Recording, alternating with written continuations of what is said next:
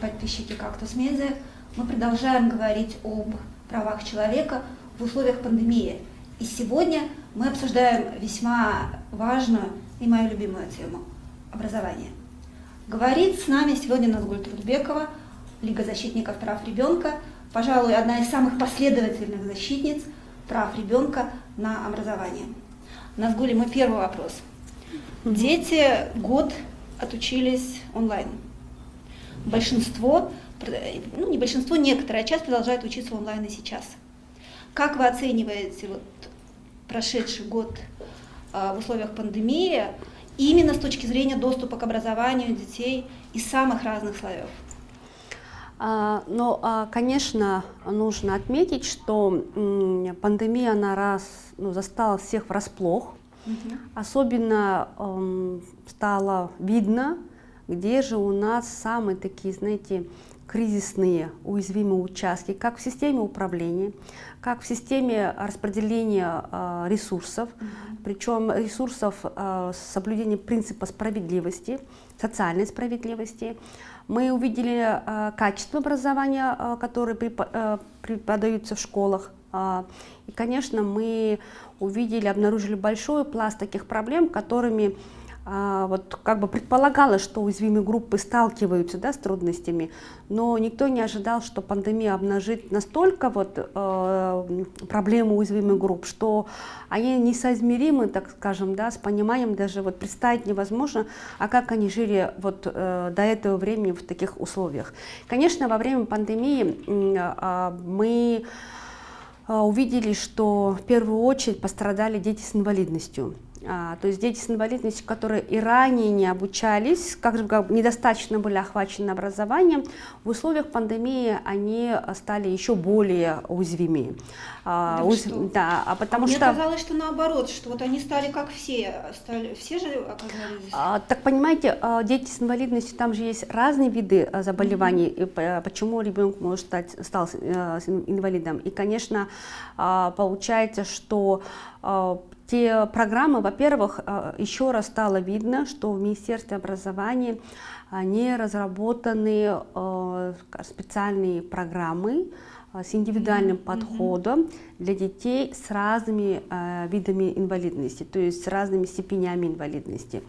Поэтому дети с инвалидностью, которые, скажем, если обучение получали на дому, к ним учителя ходили, или же, скажем, иногда они могли посещать школу, то есть, если у них там была какая-то легкая степень инвалидности, то в нынешних условиях, то, конечно, это их отбросило назад. Почему? Потому что еще, если, скажем, дети из более таких обеспеченных семей смогли себе купить телефоны, смартфоны, компьютеры, то, как правило, дети с инвалидностью живут в бедных семьях.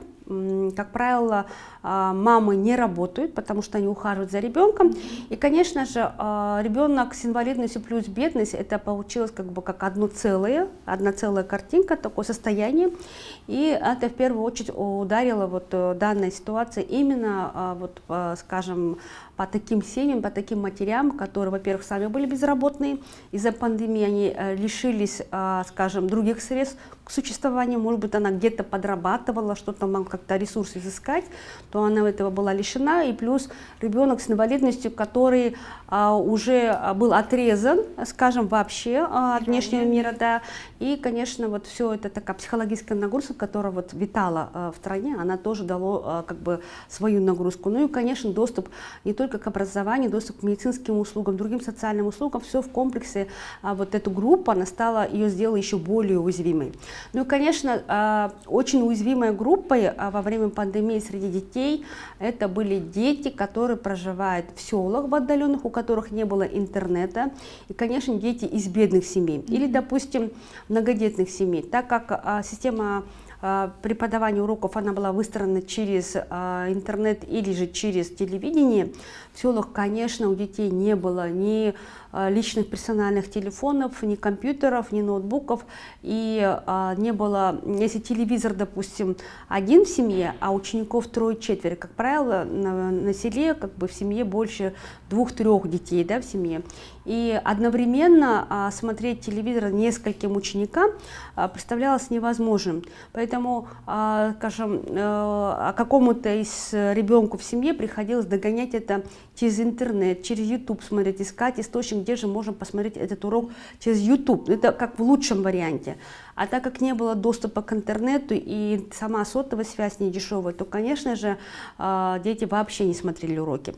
Поэтому можно сказать, что во время пандемии, скажем, самой уязвимой группой это были, конечно, в первую очередь, это дети из бедных семей, это сельские дети, это дети с инвалидностью. Ну и, конечно, даже в условиях города, так как во время пандемии у нас было как бы ЧП, вводился режим чрезвычайной ситуации, да, и чрезвычайное положение еще хуже, когда вообще как бы семья не могла даже покинуть, да, то есть мать или отец не могли покинуть помещение, квартиру, если в Сирии, скажем, хотя бы эта психологическая нагрузка не так была заметна, потому что семья могла передвигаться во дворе, то те семьи, которые проживали в этажных домах, плюс они остались без работы, то, конечно, нагрузка, она была увеличена. Вот психологическая, я думаю, что вот больше всего была психологическая нагрузка увеличена. И, конечно, как мы увидели, это сказалось на том, что увеличилось количество насилия в семье. Как в отношении детей, так и в отношении... То есть это не просто эмоции, это не просто, это конкретные Нет, это цифры. уже очевидно. Мы это знаем очевидно, о том, да. что это увеличилось. Это очевидно. Другое дело, можно сказать, вот если посмотреть роль каждого министерства, как они справились вот, значит, со своими обязанностями в условиях пандемии, то если мы делать будем относительно других стран, делать соизмерение, да, если быть объективными, то другие страны тоже столкнулись с такими трудностями, то есть весь мир столкнулся, даже вот, скажем, очень цивилизованные, такие продвинутые страны, страны не третьего мира, да, они столкнулись с такими же проблемами, они все по-разному выходили из ситуации, да, но вот в Кыргызстане я скажу, что вот само Министерство образования из того, что имело на тот период во время пандемии, так как мы вот непосредственно вот проводили наблюдение, как они пытаются выстроить онлайн-образование, из тех имеющихся ресурсов, которые у них было, они со своими обязательствами, так можно сказать, они справились, если даже сравнить с ближайшими соседними странами. То есть они справились неплохо, то есть они не бездействовали, они прикладывали усилия именно во время пандемии. То есть они пытались сделать онлайн-образование, ее выстроить. Вот что они сделали? Но при этом, конечно, это при поддержке международных организаций. Да. В целом, как бы координация, она была, так скажем, да, то есть были смобилизированы партнеры, там была выстроена там программа по телевидению, то есть сняты уроки. Но если мы посмотрим качество уроков, то вот качество уроков, конечно, желает лучшего. Родители находили и ошибки, родители были как бы очень сильно расстроены качеством преподавания. Они были скучными, они были неактуальными. В то же время, если посмотреть российские, допустим, онлайн какие-то уроки, да, они были очень, значительно, вот в разы качественнее, чем, скажем, наши уроки. И это, опять же, показало, вот, обнажило проблему такую, что уровень качества преподавания в школах, он оказывается настолько вот низкий за эти годы, настолько и до пандемии. Получается, преподаватели-то были до пандемии сформированы, да? То есть мы, родители, как общественность, увидели, что действительно система образования в Кыргызстане находится в очень такой кризисной ситуации, и мы сейчас не можем говорить, что, знаете, до тех пор, пока не будет пересмотрена вся концепция, значит, системы образования надлежащим образом, не так вот просто формально там, да, вот взяли, как бы разработали, при этом, скажем, общественность не была включена, вот этот процесс. Если мы ее в корне не пересмотрим, далеко не нужно ходить, нужно брать те страны, которые смогли это преодолеть. Просто, во-первых, нам нужно признать, признать о том, что вот в целом всем признаться, что система образования у нас настолько вот в плохом состоянии, что надо ее полностью пересмотреть и по-новому ее перестраивать. Для этого нужно такое общенациональное такое признание, потом всем садиться за стол, искать думаете, варианты. Нет еще национального признания? Ну вот общественность призналась, но этого признания нету не у всех лидеров, которые работают в системе образовательной политики. Все равно как бы отстаиваются все еще старые подходы, старые методики, старые учебники, в котором там в одном учебнике на одной странице там до 10 ошибок, допустим. В лучшем случае. Да, в лучшем случае до 10 ошибок, и вот эта инвентаризация всех учебников должна произойти, вся система, вот методика преподавания, да, должна произойти такая ревизия и утилизировать все, что не подходит для, скажем, для наших учебников, то, что недопустимо, да, нельзя допускать для наших детей, и по-новому, конечно, все это выстраивать. И я хочу сказать, что у нас еще такая большая проблема по вообще наличию самих школ в Кыргызстане, да, то есть школ не хватает. А их не хватает по всей стране? У нас не хватает, знаете как, если есть они на уровне сел, то они такие старые, со страшными туалетами, куда вот детей уже нельзя пускать. Те школы, которые есть на уровне сел, они устарели. Не все, конечно. Может быть, онлайн-образование в этом случае выход? Нет, онлайн-образование не может решить самой главной, скажем, да, самой главной, главной задачи. Это непосредственная связь с детьми, это в части именно социализации, потому что через онлайн мы не можем детей научить доброте, мы не можем научить их дружить.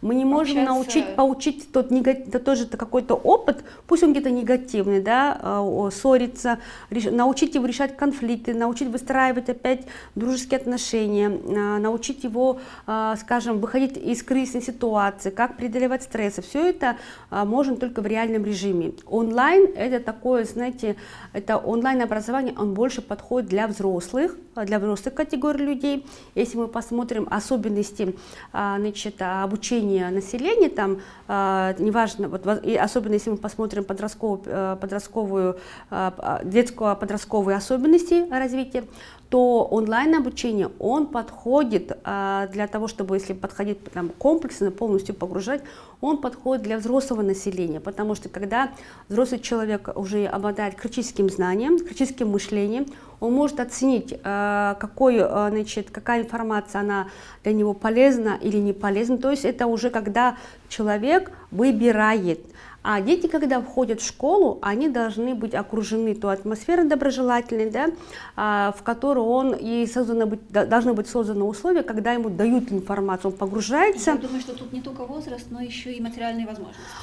Технические возможности. Технические возможности. Вот сколько детей у нас остались без образования вот в период пандемии из-за того, что у них нет интернета, гаджетов? Мне кажется, можно легче посчитать, сколько детей у нас были охвачены онлайн-образованием во время пандемии. Мы можем говорить охвачен только в том случае, если это был каждый день ребенок сидел, да, не раз в неделю, когда он каждый день сидел, выполнял, смотрите, он сидел на онлайн-уроке, присутствовал, получал знания, давал обратную связь, выполнял домашние задания, да? То есть это система передачи информации, получения знаний, она была последовательна и на системном уровне. Вот, конечно, можем сказать, примерно больше половины детей у нас в Кыргызстане, если, скажем, если не все, 60-70% детей, которые у нас есть в стране, они во время пандемии, конечно, не были полностью охвачены образованием, и не просто образованием, а качественным образованием. То есть, если просто учитель дал задание, а потом его проверил, это не считается нормальным онлайн-образованием? Но учитель же еще, мы же видели, что вот когда делали анализ, даже на уровне города Бишкек, это продвинутый, продвинутый административный такой город считается, даже вот в городе Бишкек только некоторые школы были отменены отмечены управлением образования города Бишкек, что они справились с той задачей, которая была поставлена перед ними во время пандемии. То есть они постоянно держали на связи через онлайн-обучение своих учеников. Остальные школы не справились. То есть это в Бишкеке. Это в Бишкеке. В регионах была ситуация все, еще а в хуже. регионах тогда мы можем, это уже речь, она вообще не может вестись, потому что у нас, как бы, если делать измерения, да, то есть не обязательно всю страну измерять, можно взять какую-то основную часть, где больше всего есть инфраструктура, где есть больше такая материальная обеспеченность, сознательный подход родителей, да, и условия, когда есть доступ к интернету. То есть мы берем вот этот кусок, да, город Бишкек, и по нему можно уже делать какие-то выводы. Действительно, во время пандемии дети были охвачены образованием или нет. Поэтому вот такая ситуация есть, она такая объективная. Да, мы не умаляем там, да, очень много сотрудников Министерства образования, они жили практически, мы вот видели, как они живут в Министерстве образования, учителя очень много прикладывали усилия. Министерство образования на тот момент, оно приложило все свои возможные, невозможные усилия, да, и огромная помощь, огромное спасибо международным партнерам. Я знаю, что доноры очень много финансирования выделили на те же материально-техническое обеспечение, на те же уроки учителям, то есть там какие-то небольшие доплаты делались для того, чтобы мотивировать, да, и компенсировать за вот учителям за то, что они делали видеоуроки. Вот, и вот это такая та реальность, которая она есть. Другое дело, что вот что можно было бы сделать, вот прошел год, допустим, да. Еще нужно сделать, потому что и еще нужно делать. Учиться. Вы знаете, я хочу сказать, что у нас в стране пока вот на данный момент наша страна еще находится не совсем в плохом состоянии, именно в той части, что у нас в целом все население, оно умеет читать и писать. То есть у нас население, еще родители умеют читать и писать. Есть страны, в которых, допустим, часть населения даже, ну, они не обладают грамотой, да, даже читать, писать не умеют. Вот у нас умеет, раз у нас родители умеют читать и писать, у нас нет такого, знаете, массовой алкоголизации, допустим, или там, настолько деморализованное население. То есть у нас относительно, скажем, да, вот других там стран, которые вот уже, скажем, очень в плохом таком социально-экономическом положении находится, конечно, у нас ситуация она относительно лучше. И о чем это говорит? О том, что это ресурс для государства, для власти, для того, чтобы они должны вот, из населения делать не врагов, не оппонентов делать, а вот на данный момент необходимо выстраивать с населением такой, знаете, диалог в реальном режиме. То есть сейчас вот любую проблему, которую, например, не начала бы общественность обсуждать, поднимать, и она воспринимается почему-то властями в штыки. Мы говорим, так не пойдет. Вот если население обозначает проблему, это она не выдуманная проблема, надо понимать, да, властям, это реальная проблема, ее нужно решать. И решать ее, знаете, вот при большом желании может через, знаете, через консолидацию сил и добиваться синергического такого выхлопа. Что это даст? Допустим, ну и еще очень важно, конечно, чтобы такой выхлоп получился, нужно разрабатывать очень хорошую информационно-коммуникационную стратегию, которая бы включала в себя меры, информировать население в режиме реального времени и давать информацию достоверную. Допустим, во время пандемии, насколько я помню, то есть Министерство образования, если скажем, да, но когда даже хотело какие-то города, какие-то области, да, пустить на то, чтобы дети учились в офлайн режиме, то и ему не давали. Мы спрашивали, ну послушайте, а почему Министерство образования должно спрашивать, вот, скажем, да, получать разрешение от кого-то, если они фактически, да, Минздрав дал информацию, что в каком-то, допустим, Алабукинском районе, да, нет ни одного зараженного. Все, во время ЧП, ЧС там все блокированы дороги, то есть такого нету массового заезда-выезда. О чем это говорит? О том, что вот в этом населенном пункте можно пустить детей обучаться офлайн и вообще людям жить в режиме таком свободном. Да, и что вам говорили? Вот. И они сказали нет, вот в правительстве сказали, что нельзя, что а вдруг начнется массовое заражение. И вот знаете, вот этот такой дилетантский подход, ну я, конечно, понимаю, там тоже побоясь вдруг заразиться, вдруг помрут, допустим, но при этом военные работали, милиционеры не заражались. Вот мы видели, да, там солдаты были, круглые сутки работали, милиционеры работали, те, которые вот на воздухе, волонтеры работали, никто не заразился, то есть все благополучно завершилось. Да? То есть я думаю, что в такой ситуации очень важно, во-первых, значит, создавать условия и выстраивать отношения таким образом, чтобы люди получали достоверную информацию. Чем это поможет? Это поможет, во-первых, чтобы властям на местах самостоятельно продумывать и выстраивать систему безопасности и обеспечить жизнедеятельность. Допустим, если посмотреть вот хронику во время пандемии, то в Джалалабадской области, допустим, тот же комендант, да, он был очень успешный, у него были хорошие коммуникации с населением. И то же самое в Таласе, допустим, мы видели, что на самом-то деле идет недооценка потенциала местной власти, знаете, лидерства. Вот нам нужно как бы прийти к такому пониманию, что невозможно управлять страной через монополизацию власти, и таким образом, якобы с желанием обеспечить безопасность, вот мы вам запрещаем всем передвигаться. Вот я думаю, что вот именно нынешняя ситуация, потому что мы еще период кризиса не преодолели, многие вопросы по решению социально-экономических, по обеспечению детей доступа к образованию, да, все нужно давать на усмотрение местной власти. Что это даст? Во-первых, значит, центральной власти будет намного легче справляться со своим функционалом, потому что у них, у центральной власти всего лишь есть одна основная функция – это вырабатывать политику.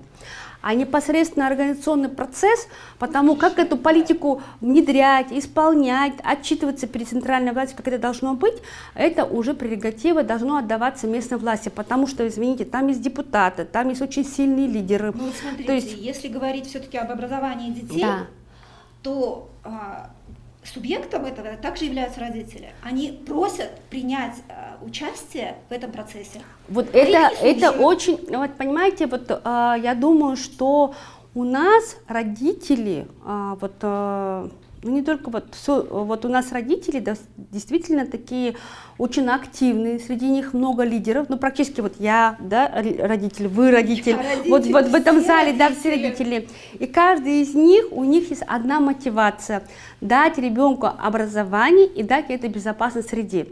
То есть такая же функция и обязательства есть у властей, правильно? Соответственно, значит, они по одной стороне, то есть это, значит, не конфликтующая сторона. Что для этого нужно сделать?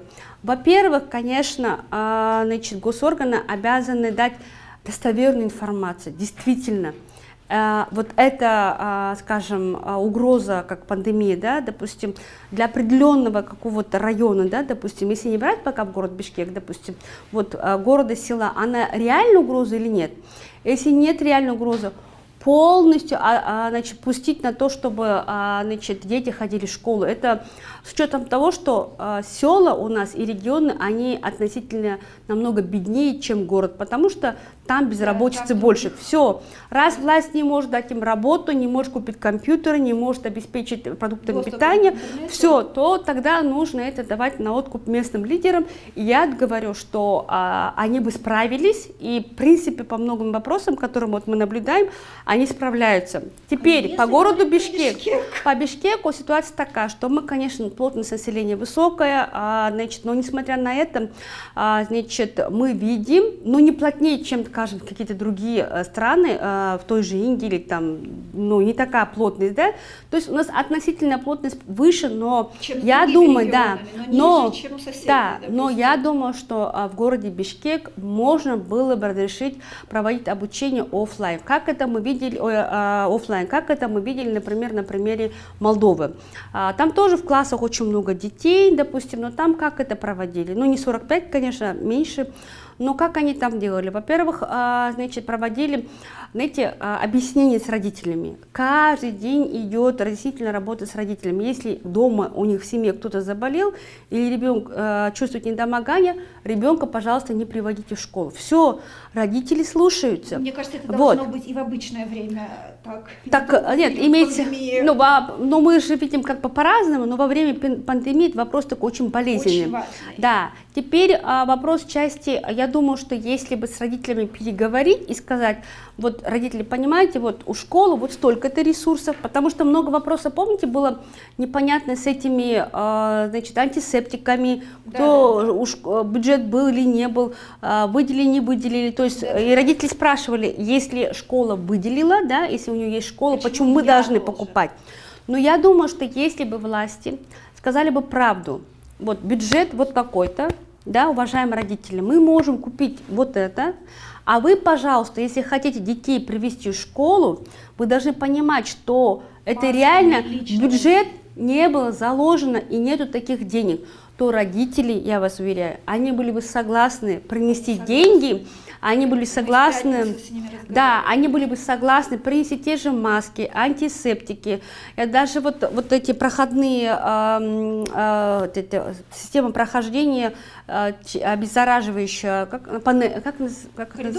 коридоры, да. То есть я вижу, что наши местные предприниматели даже сами изготовили коридоры, которые позволяют, допустим, когда ребенок заходит или человек проходит, чтобы его обеззараживать, да, антисептиками, когда он заходит на какую-либо территорию. То есть я думаю, что вот в одной школе не менее 1000 родителей. Каждый родитель бы согласился скинуться для того, чтобы купить эти обеззараживающие ворота, создать дополнительную систему безопасности, чтобы дети могли в школе учиться. Более того, у нас-то школы вот городские, в отличие от частных школ, имеют лучшие, скажем, систему освещения и проветриваемые. Они большие, коридоры большие, то есть окна хорошо проветриваются, классы хорошо проветриваются, поэтому я думаю, это как надо было рассматривать как плюс, значит, вот обучение выстроить таким образом, обсудить с родителями, и выходы можно было бы найти. То есть я говорю, что на сегодня вот и нашу страну еще долго будет сотрясать от различных там, да, скажем, непредвиденных ситуаций, вот кризис, он еще нас не миновал. Я думаю, что нужно сейчас уже всем садиться за стол переговоров, то есть родительскому сообществу понимать, что уже от обвинений нам нужно переходить на то, чтобы идти на диалог с властями, а властям тоже предлагать диалог. То есть с двух сторон, потому что мы все в одной лодке на сегодня. Бюджет он такой, какой есть, а бюджет у нас очень маленький, потому что мы страна с очень маленьким ВВП, да, мы страна, которая, у нас нету какого-то предприятия или источника дохода, который бы он действительно мог бы пополнять бюджет. Наоборот, как мы видим, да, за последнее время у нас ухудшение идет в экономическом плане. Вот, учитывая все эти обстоятельства, я думаю, что необходимо сейчас всем садиться за стол переговоров, но с учетом только того, что если будет дана правдивая картина по ситуации, по заболеваемости, по бюджету, по тем условиям, которые есть. И вы знаете, и по алгоритмам. Я даже, знаете, было такое предложение, что можно было бы даже вот, учитывая, что вот мэрия, ну, в принципе, мэрия, вот мы сейчас работаем с мэрией, относительно она открыто работает, вот, да, какой-то вопрос задаешь, они отвечают быстро, там, значит, относительно вот они реагируют. У нас были времена, когда на нас даже не реагировали, вот, как бы, да, а тут вот есть как бы открытость, реагирование есть, надо использовать это тоже как плюс и, значит, сесть и подумать. Вот у нас была такая идея, что можно было какие-то предметы несущественные, да, допустим, которые менее существенны, чем основные, допустим, да, их сократить. В программе нет несущественных предметов. Так мы тоже об этом обсуждали. То есть либо нам отказаться, допустим, от уроков физкультуры, либо от математики, что вот на период кризиса. То есть в условиях вот такого кризиса, да, для того, чтобы, скажем, в одной школе сделать большую пропускаемую способность, чтобы в классах, допустим, да, 45, ограничить не 45, а сделать 25, как в частных школах. Ведь в частных школах-то все хорошо, частные школы ни одного дня не закрывались, потому что там в классах не больше, чем 25. И они смогли организовать безопасное такое пространство. Я думаю, что вот наши городские школы то же самое, надо переводить на режим 25, сокращать те уроки, которые там, скажем, ну, очевидные, да, что без них как бы ребенок, да, что думаете ребенок, допустим, скажем, общее такое знание, оно не пострадает. Но это вот как бы наше наблюдение. Мы тоже когда с родителями обсуждали, говорим, вот как быть. Они говорят, ну есть же предметы, которые вот мы видим, что они вот, лучше, лучше говорит, оставим говорит, чтение, математика, пропись, допустим, для начального класса, да, но какие-то вот эти предметы, которые потом он может нагнать за короткий период. Допустим, математику нагнать годовую программу за несколько месяцев нельзя, а вот языки за несколько месяцев при хорошем качественном обучении нагнать можно, ведь это же как бы общеизвестный факт. Допустим, физкультура, допустим, физкультуру тоже приложить на плечи родителей, дать рекомендации, чтобы каждый день они с детьми гуляли на воздухе, потому что это часть их здоровья. То же самое какие-то там другие легкие предметы, там, которые касаются музыка, да. Конечно, это может родителям каким-то не понравиться, но нам нужно что-то выбирать. В классе 45 детей, либо мы сокращаем по 25 и делаем так, чтобы хотя бы они на основные предметы ходили и, знаете, не потеряли вот самое главное умение общаться с собой и чувствовать, что они кому-то нужны. Потому что дети, есть такая особая потребность у подростков, что они чувствуют себя также счастливыми тогда, когда они чувствуют, что у них есть друг, подружка, и что когда они приходят в школу, они ведь ждут не только вот, что вот он пойдет в школу и отучится, чаще всего дети в школу идут для того, чтобы встретиться с друзьями. Вот я думаю, что вот их вот эту психологическую потребность, ведь это вот часть психического здоровья, когда ребенок чувствует, что у него хорошие отношения с друзьями, да, когда вот он тестирует себя, да, чувствует, что он тоже вот кому-то нужен, да, ему кто-то нужен, то он тем самым как бы улучшает свое психическое здоровье. И обратный эффект, когда он отрезан от всего мира, плюс когда все время, вы знаете, его еще ругают за те оценки, которые он не смог получать. Да. Еще когда родители приходят, а ребенок в школу и не ходил, допустим, да, он говорит: Вася, вот я ухожу, вот, пожалуйста, онлайн-уроки выполнен. Он говорит: мама, хорошо, а как только мама за дверь, он ложится спать дальше, да? Телевизор или в компьютерные игры. И знаете, многие родители, они когда к нам обращались за психологической поддержкой, они сказали: мы увидели, что у ребенка практически он весь месяц был на НБ. Я думала, что он в школу ходит, да, а он, оказывается, просто даже не открывал и просто спал. Поэтому, или же были такие случаи, когда, вы знаете, такая была проблема обнажена, когда, скажем, учителя сами не могли научиться пользоваться вот этими цифровыми зумом, демонстрация материала во время зума, да, или же, допустим, учителя, допустим, даже вот моему ребенку выслали там через WhatsApp кыргызский язык, там через WhatsApp какой-то урок истории или еще какой-то предмет. И то есть ребенок садился, включал телефон и через WhatsApp слушал, что учительница сказала. То есть, да, учитель надиктовывал урок. Но мне кажется, даже вот детям можно уже за это поставить 5, что они пытались каким-то образом выполнять уроки. Поэтому я думаю, что, значит, вот любой кризисной ситуации, значит, выход из нее вот только можно при ясности, чтобы информации давать объективную информацию. Тем самым, понимаете, мы даем, тем самым, если бы власть давала реальную информацию, тем самым бы шло, знаете, разделение ответственности. Все, вот мы вам сказали правду. Взять ответственность. Да, вот мы вам говорим правду, вот только имейте в виду, что вот это ложится на... Есть риски. Все, и потом, если что-то случается, то тогда власти будут, власти скажут. У нас с вами заканчивается время, поэтому давайте резюмируем. Кризис еще не закончился, пандемия еще не закончилась. Кризис в системе образования безотносительно к пандемии у нас нарастает. Вот 5 задач, на ваш взгляд, которые мы должны решить в образовании в связи с пандемией. Вот образование — это часть, скажем, такая отраслевое такое направление, да, участниками которой является большая часть нашего населения, то есть стороной. Поэтому, скажем, до тех пор, пока у нас государственные органы, да, лица, принимающие решения, не наладят диалог с населением, в целом населении, диалог такой конструктивный, то я думаю, что вообще в целом эту проблему решить невозможно. Это первое.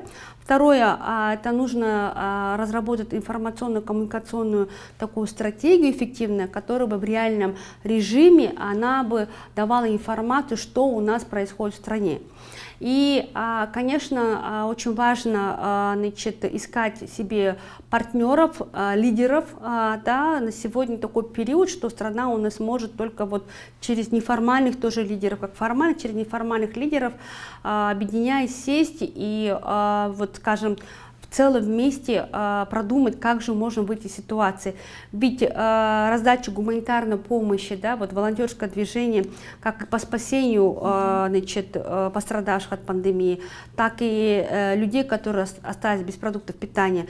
Ведь мы же увидели силу нашего гражданского общества, и вы знаете, они же все были конструктивны, они так хорошо с госорганами скоординировались. Да? Мы вот видели на стадионе «Спартак», наша молодежь так хорошо скоординировалась вот, с темой организации, с Министерством труда и социального развития и Госагентством по молодежи. Вы знаете, вот очень приятно было наблюдать, что все вместе объединились и решают одну общую задачу. Самое главное было достигнута такая задача, когда, значит, вся гуманитарная помощь заносилась, скажем, через Тундук, да, можно было отследить, кто получил гуманитарную помощь, чтобы не было повтора. Но это получилось, потому что была такая консолидация сил.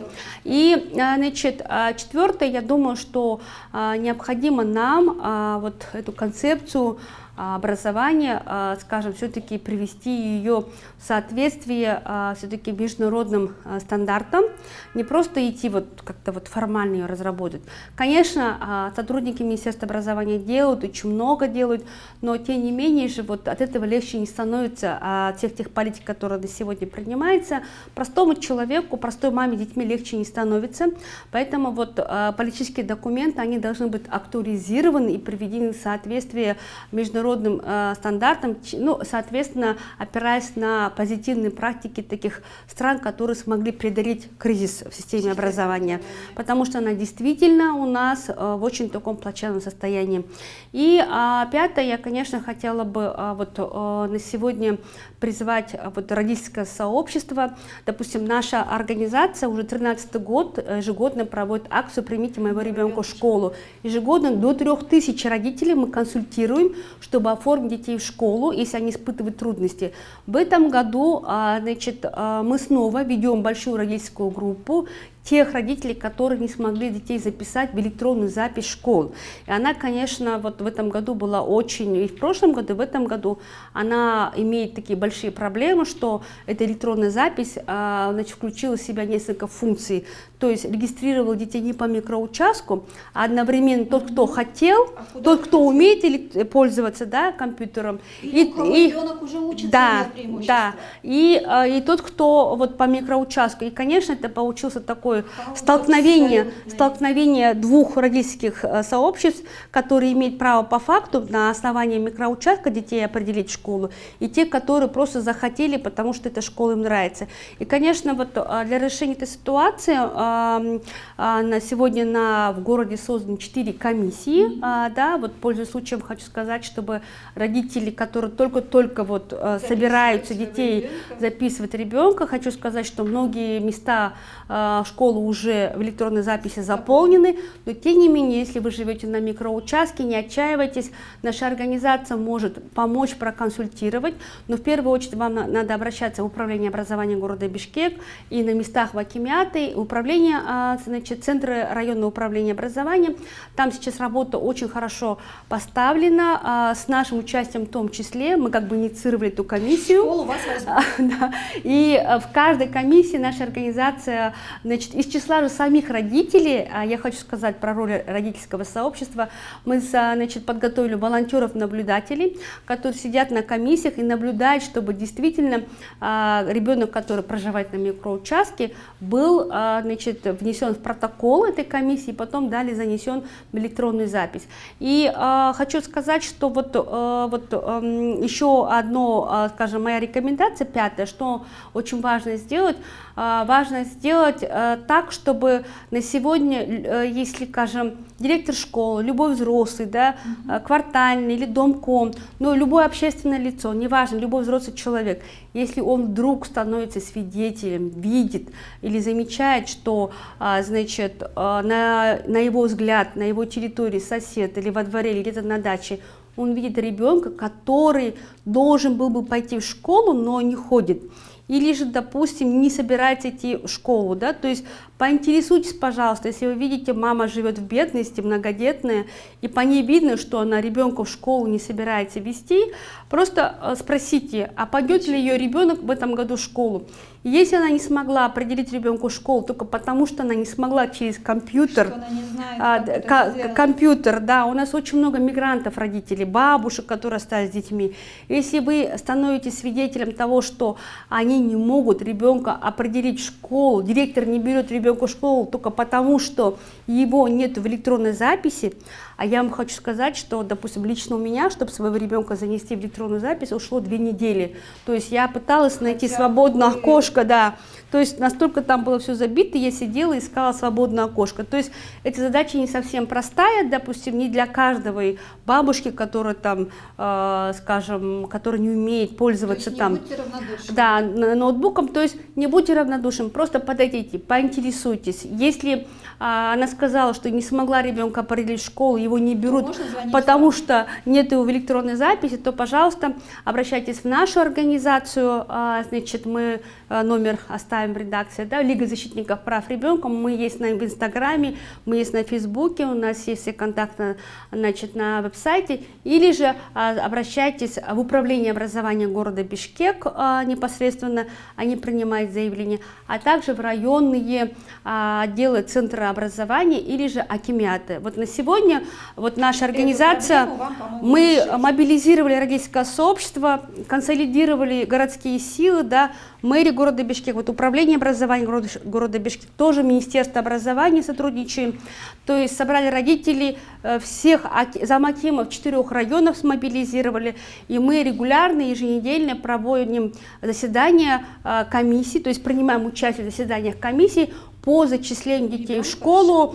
Вы знаете, благодаря вот такой консолидации сил у нас получаются хорошие результаты. Поэтому я вот всех призываю вот сегодня, что если мы хотим решить любую проблему, пожалуйста, обращайтесь к нам, значит, не бойтесь отстаивать свои права, выход есть в любой ситуации. Спасибо, Назгуль. С нами была Назгуль Турдубекова, Лига защитников прав ребенка. Вы, родители, можете оставлять в комментариях свои предложения по улучшению процесса обучения, по возобновлению процесса, потому как вы видите решение проблем обучения как в период пандемии, так и без него. Мы будем продолжать говорить как о проблемах образования, так и вообще о проблемах прав человека в условиях пандемии. Спасибо, что были с нами. Возвращайтесь.